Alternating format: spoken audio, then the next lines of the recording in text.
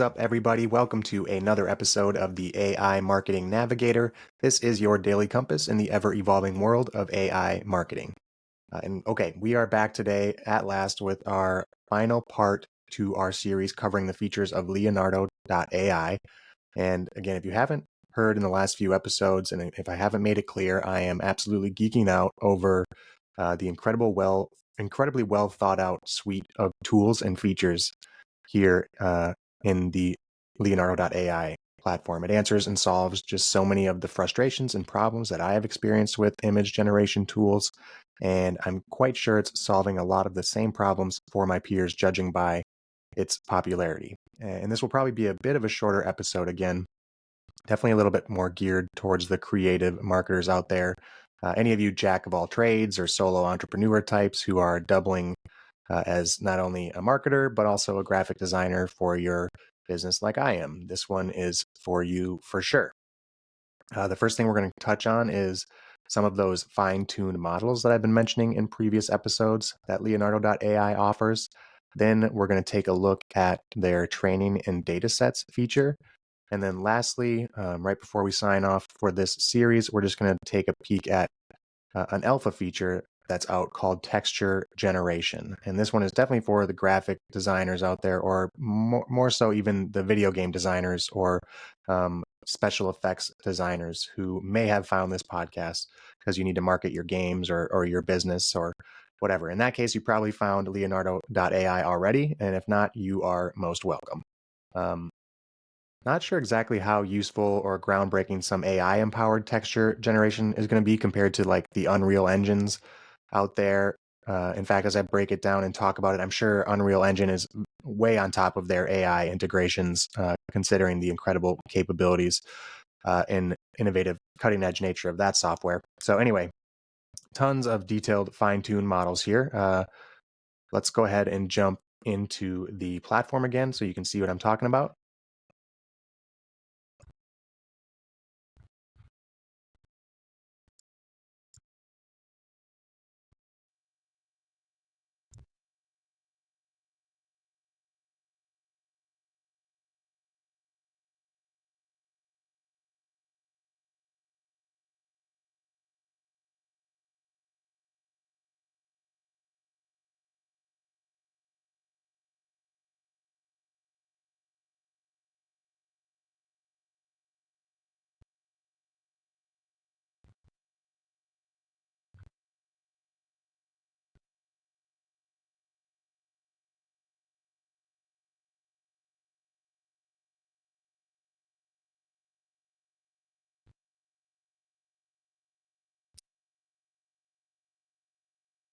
And on the left-hand side of the screen here, under Advanced, we have our fine-tuned models.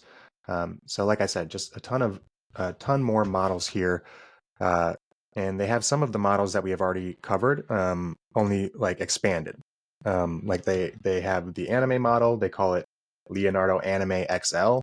For those who aren't watching on video, they have the Lightning model XL, but then they have some specialized, really specific models, also one called RPG V5, created specifically for and specializing in creating characters or RPG characters for RPG games. And for you non-gamers out there, those are highly unique characters for role-playing games, which often have complex character networks, a lot of non-player characters going on. So 3D animation and design is hugely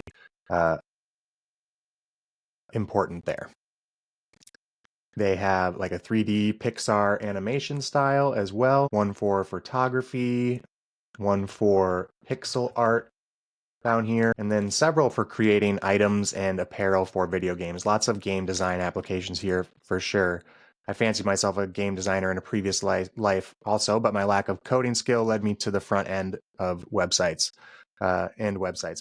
And then finally down here, they have a couple fun looking models like Christmas stickers or cute animal characters, or spirit creatures is what they call them, which is actually exactly the type of thing I was looking for when I was creating a mascot, if you will, for Digital Pop. So maybe I'll use creatures or spirit creatures here to try and create a mascot on the fly. All right, so I just went ahead and jumped forward here and cut out the loading time of all my designs, but these are a couple creatures that I just came up with using the spirit creatures model for those of you watching on video. Check them out if you have time, if you're not. Anyway, on to the next tool we're going to touch on, which is their training in datasets. So let's back out into the dashboard here.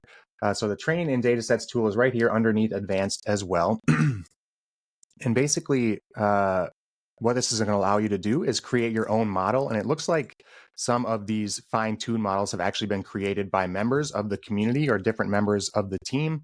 Not quite clear or sure exactly what or who created them or how that's done. But if it's community-driven, then a community-driven thing, like I believe it is, all the cooler, and definitely showing, once again, the power of community.